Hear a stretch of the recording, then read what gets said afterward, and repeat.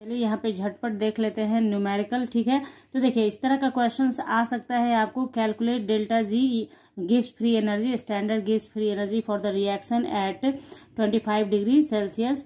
और यहाँ पे ये देखिए रिएक्शन दिया हुआ है आपका, ये जो सेल रिएक्शन होता है ये आपको इस तरीके से लिखा जाता है, पढ़ाया है मैंने आपको। उसके सारा पोटेंशियल वैल्यू दिया हुआ है, मतलब स्टैंडर्ड इलेक्ट्रोड पोटेंशियल दिया हुआ है दोनों का, एफ दिया हुआ है, आर भी दिया हुआ है। वैल्यू इतना आपको दिया रहेगा एग्जामिनेशन के अंदर, इतना क्वेश्चन ही है। ठीक है, उसके बाद देखिए आप बनाएंगे इसको। हाफ सेल रिएक्शन एनोड पे क्या होगा, जिंक वाला, कैथोड पे क्या होगा। ये मैं बहुत डिटेल में नहीं बता रही हूँ आपको, इसलिए क्योंकि थ्योरी वाले सेक्शन में मैंने आपको बताया हुआ है ना।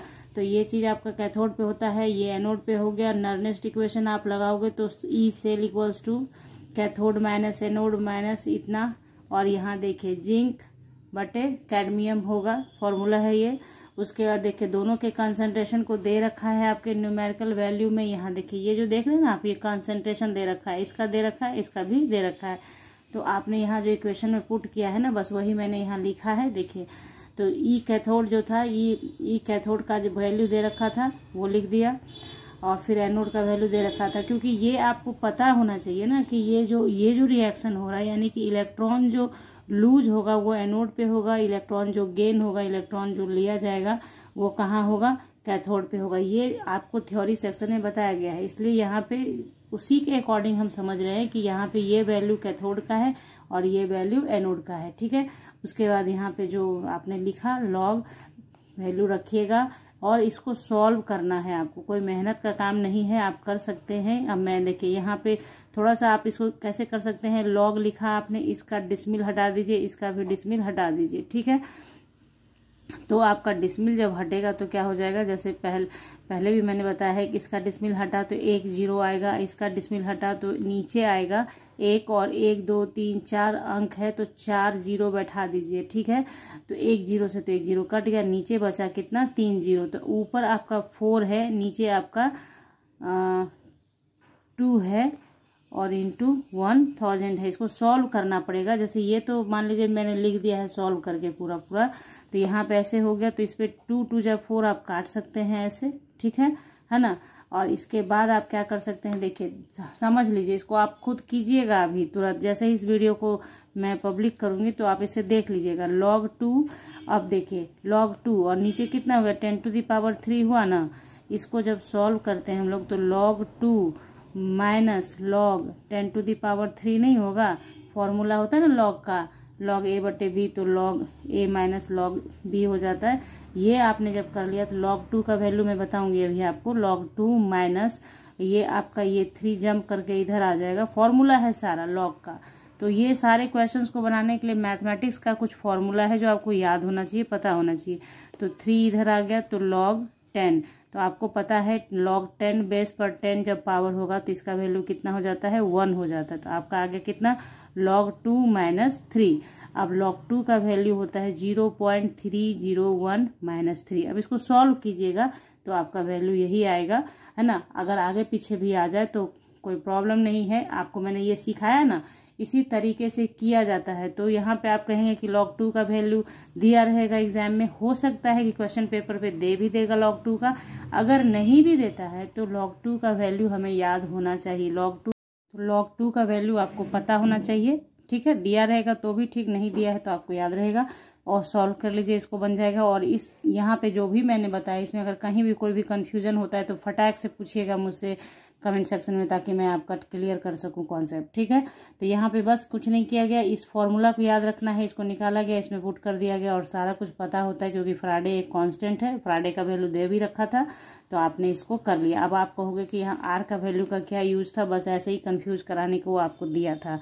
ठीक है, कि आप देख के देखा गया कि क्या है, कुछ आप इसका इस्तेमाल कर लेते हैं कि नहीं। कभी कभी आप मैथमेटिक्स भी सॉल्व करते हैं तो उसमें देखते हैं कुछ इन्फॉर्मेशन का नीड नहीं होता है, फिर भी दिया रहता है कंफ्यूज कराने के लिए। ठीक है, अब चलिए क्वेश्चन नंबर 2 देख लीजिए फटाक से। देखिए इस टाइप का क्वेश्चन आएगा तो कैसे बनाएंगे आप, देखिए how much charge is required for the following reduction. अब यहाँ पे कुछ बच्चे बोलेंगे कि मैम फ्राइडे लॉ नहीं पढ़ना है, ऐसा नहीं है बच्चों, फ्राइडे लॉ कोई क्वेश्चन आए ही, लॉ ऑफ इलेक्ट्रोलिसिस जो आपको पढ़ना है वो फ्राइडे लॉ ही है। तो देखिए यहाँ पे देख लीजिए, क्वेश्चन अगर आ गया तो आप बना लेना। 1 मोल ऑफ एल्यूमिनियम 3+2 एल्यूमिनियम बनाना है आपको। ठीक है, और 1 mole of this to this बनाना है। तो देखिए इसको सिर्फ सीखने के लिए मैंने दिया है। क्या करना है, एल्यूमिनियम आपका क्या है, एल्यूमिनियम 3+3 इलेक्ट्रॉन लेगा तो एल्यूमिनियम बनेगा, तो रिक्वायर्ड चार्ज हो गया 3F, बस मल्टीप्लाई कर दीजिए। ये कूलाम कांस्टेंट है, सॉरी फैराडे कांस्टेंट है, बस मल्टीप्लाई कीजिए, इतना कूलाम आपका आंसर आ गया। उसी तरह से MnO4 माइनस Mn2+ बनाएगा। तो बस इसको समझाने के लिए किया है कि यहाँ पे देखिए इस पे +7 चार्ज कैसे हुआ। देखिए चार ऑक्सीजन पे -8 हो जाएगा और एक ऑलरेडी यहाँ पे माइनस चार्ज है, ठीक है ना। तो देखिए x, इसका x निकालेंगे, x प्लस -8 बराबर -1, तो x बराबर -1, ये इधर आ जाएगा तो +8 हो जाएगा, तो +7 आपका आया। तो x का वैल्यू +7 कैसे आया, ये समझाने के लिए किया। अगर ये क्वेश्चन आ जाता है तो बच्चे फंस जाते हैं, ठीक है। तो +7 हो गया। तो 5 इलेक्ट्रॉन, देखिए अब यहाँ पे क्या है कि 7 इलेक्ट्रॉन दे दोगे तो न्यूट्रल हो जाएगा, क्योंकि 7 इलेक्ट्रॉन की कमी है, 7 इलेक्ट्रॉन दे दिया तो न्यूट्रल हो जाएगा। तो न्यूट्रल तो करना नहीं है, इसको करना क्या है, 2+ में कन्वर्ट करना है हमें, 2+ में। तो बस हम लोग क्या करेंगे, 5 इलेक्ट्रॉन दे देंगे, तो 7+ और 5 नेगेटिव दे देंगे तो 2 पॉजिटिव बचेगा, तो Mn2+ हो गया ना।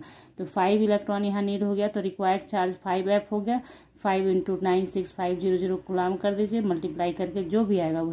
नंबर 3 है, a solution of NiNO3 whole twice is electrolyzed between platinum electrodes using a current of 5 ampere for 20 minutes.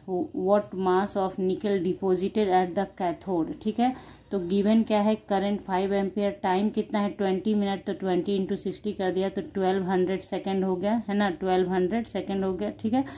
Charge Q है इक्वल्स टू, जिसका Q इक्वल्स टू IT होता है, ये मैंने आपको पढ़ाया है इलेक्ट्रोलिसिस में, लॉ ऑफ इलेक्ट्रोलिसिस में फैराडे का। तो 5 × 1200 कर दिया तो 600 कूलाम आपका चार्ज हो गया, 6000 कूलाम, ठीक है। ओके, कुछ वर्ड मिस हो जा रहा है तो उसको ध्यान दीजिएगा। यहाँ पे लिखा हुआ है 1200 को जब 5 से मल्टीप्लाई करेंगे तो 600 नहीं आएगा, 6000 ही आएगा, ठीक है। अब देख लीजिए, तो निकेल 2+ को 2 इलेक्ट्रॉन देंगे तो निकेल में कन्वर्ट होगा, और इसका जो वेट होता है ना वो 58.7 ग्राम होता है। तो nickel deposited by 2 × 96500 coulomb equals to इतना ग्राम, क्योंकि 2E है तो ये आपको अभी जस्ट पिछले क्वेश्चन में बताया ना 2E है, तो टोटल चार्ज कितना हो गया 2 × फैराडे, तो 2 × इतना कूलाम इक्वल्स टू इतना आपको ग्राम दे रहा है। तो आपका जो 6000 कूलाम आप जब सप्लाई कीजिएगा करंट तो कितना डिपॉजिट होगा, तो बस जैसे मैथ बनाते हैं वैसे ही कर दिया। निकेल डिपॉजिटेड बाय 6000 कूलाम, तो 58.71 × 6000 बटे इतना, ठीक है। अब इसको क्या करो, इसको सॉल्व करो। अभी 0 से 0 काटा, ऐसे काटिए, फिर 2 से काटिए, फिर बनाइए इसको सॉल्व करके, तो इतना ग्राम आपको आंसर आएगा। अब आप में से कुछ बच्चे ऐसे भी होंगे जो कहेंगे कि आपने सॉल्व तो किया नहीं, बस बता दिया। तो बच्चों देखिए, ये चीज़ तो सॉल्व करना आपको आ ही जाना चाहिए। कि देखिए पहले देख लीजिए, हेंस 1.825 ग्राम निकल डिपोजिटेड एट द कैथोड हो गया। इसको सॉल्व करना है तो देखिए कैसे कीजिएगा। पहले तो मैंने 0 0 काट दिया है यहीं पे, तो देख लीजिए 58.71 × 60/2 × 965, ओके, इतना आया ना। अब इसका डिसमिल हटा दो तो 1 और 2 अंक बैठ जाएगा, 2 अंक है तो 2 0 बैठ गया, तो 1 से 1 कट गया, ये हो गया हमारे लोग का। अब देखिए, अब 2 से अगर आप काटते हैं तो 2 3 जा 6 हो गया, है ना, 9 6 15, 5 20 होता है तो 3 से नहीं जाएगा।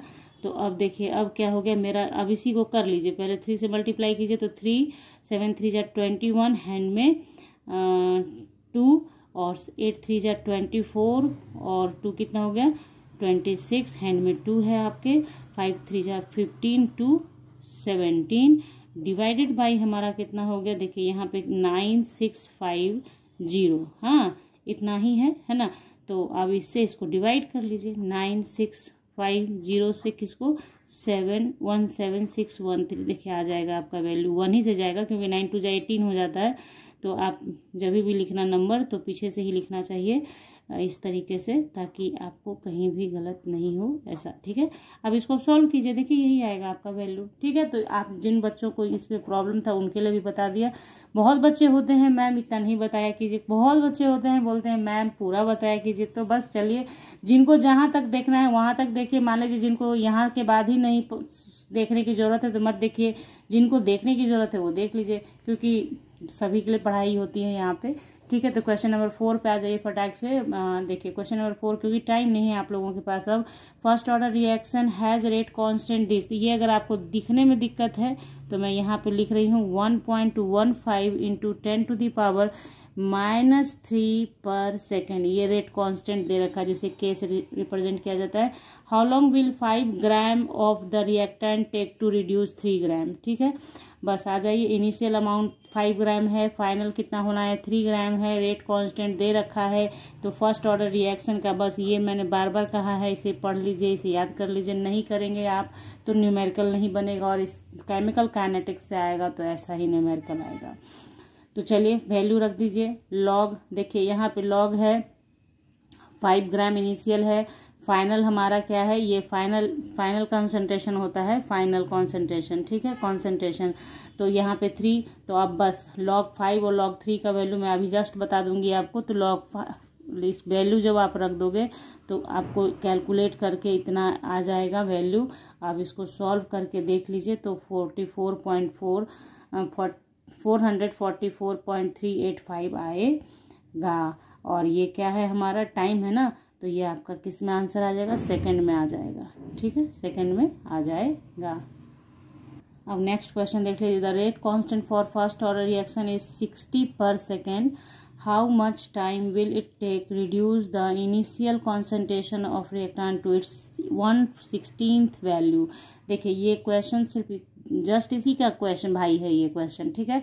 बट इसमें थोड़ा सा आपको समझा देना था कि 1/16 कहा, यानी कि पहले क्या रहा होगा, 1 रहा होगा, और बाद में क्या है 1/16 है। मतलब ये इनिशियल कॉन्सेंट्रेशन आप 1 मान लेंगे यहाँ पे, कि क्योंकि यहाँ लिखा 1/16, मतलब 1 से 1/16 का बात हो रहा है। तो यहाँ पे रेशियो जब दिया रहता है तो इनिशियल कॉन्सेंट्रेशन 1 हो गया, और इसीलिए फाइनल कॉन्सेंट्रेशन यानी आफ्टर टाइम टी कॉन्सेंट्रेशन 1/16 हो गया, 1/88 भी दे सकता है, ठीक है। तो ऐसे करके ये कर दिया। बाकी सारी बातें आपको समझ में है, पिच जो ऊपर बताया वही चीज़ है, यहाँ पे सारा वैल्यू पुट कर दीजिए। अब इसको सॉल्व कर लीजिए। इसको सॉल्व करने का तरीका भी देख लीजिए। देखिए यहाँ पे सॉल्व किया है मैंने 2.303/60 इंटू log 2⁴ किया। देखिए तो 2⁴ कैसे हो गया, 1/16 था, 16 ऊपर आया तो 2 जब देखिए 2 को 4 टाइम्स करोगे तो नहीं हो जाएगा 16, 2 4 4 2 8 8 2 16 तो हो गया। तो ये 4 जंप करके यहाँ आ जाएगा, log 2 बच गया। log 2 का वैल्यू ये होता है, अभी जस्ट बताया था आपको पीछे, ये हो गया आपका। और यहाँ पे मैंने log 5 और 3 का भी वैल्यू लिख दिया है, इसको भी आप अपनी कॉपी पे लिख लो ताकि याद करने में आसानी हो जाए, ठीक है। तो ये हमारा हो गया। अब यहाँ पे log 2 का जो वैल्यू आ रहा है ना 0.301, इसको लिख दीजिए और इसको सॉल्व कर लीजिए। अब आप लोग जो भी आंसर आएगा सॉल्व करके, सॉल्व खुद से इस बारी कीजिए बच्चों, इसलिए क्योंकि सॉल्व आप ही ने करना है स्कूल में जाके, ठीक है। तो बस ये बहुत बारी मैंने आपको सिखा रखा है, और आप बहुत होशियार बच्चे हैं, आप सभी बना लेंगे इसे। बस कुछ नहीं करना, डिसमिल हटाना, मल्टीप्लाई करना, 60 से डिवाइड करना, या जैसे भी करो 2 से काट के करो, जैसे करना इजी, जैसे आपको इजी लगे वैसे करो, ठीक है अपना, ठीक है। तो यहाँ पे आपका आंसर आ जाएगा। तो यहाँ पे कुल मिलाकर हम लोगों ने 3-4 क्वेश्चंस किए हैं, और ये क्वेश्चंस करने से यही होगा कि जैसे हो सकता है जैसे 5 मार्क्स के क्वेश्चन में क्या करेगा, 2 मार्क्स का कुछ थ्योरी दे देगा, लिखने को रेट कांस्टेंट रेट लॉ लिखने दे देगा, उसका एक न्यूमेरिकल उसमें डाल देगा। तो न्यूमेरिकल आपको फर्स्ट ऑर्डर रिएक्शन से ही आएंगे, तो इसलिए ये कर लेना आप लोग, कोई दिक्कत नहीं होगी आप लोगों को। तो ये होपफुली कि ये वीडियो आपके लिए यूजफुल रहे, आप सभी बच्चे इसे सेटिस्फाइड हों, कहीं भी किसी को कोई प्रॉब्लम न हो। कुछ मतलब मैंने पूरी कोशिश की है कि कैमरे को बहुत अच्छे से रखा जाए, है ना। कभी कभी होता क्या है, पढ़ाते वक्त ध्यान नहीं रहता है मेरा, तो थोड़ा सा एंगल का इधर उधर लोचा हो जाता है, लेकिन बट सॉरी फॉर इनकन्वीनियंट, आप लोग को कन्वीनियंट नहीं रहता है तो उसके लिए सॉरी बोलती हूँ मैं। बट आगे से मैं इस बात का पूरा ख्याल रखूँगी, ध्यान रखूँगी, बच्चों को विजिबल भी होना चाहिए। तो इन्हीं आशा के साथ कि आप लोगों के लिए ये वीडियो यूज़फुल हो और आपको इससे फ़ायदा मिले। आप सभी को all the very best for your compartment exam. मिलते हैं आपसे नेक्स्ट क्लास में।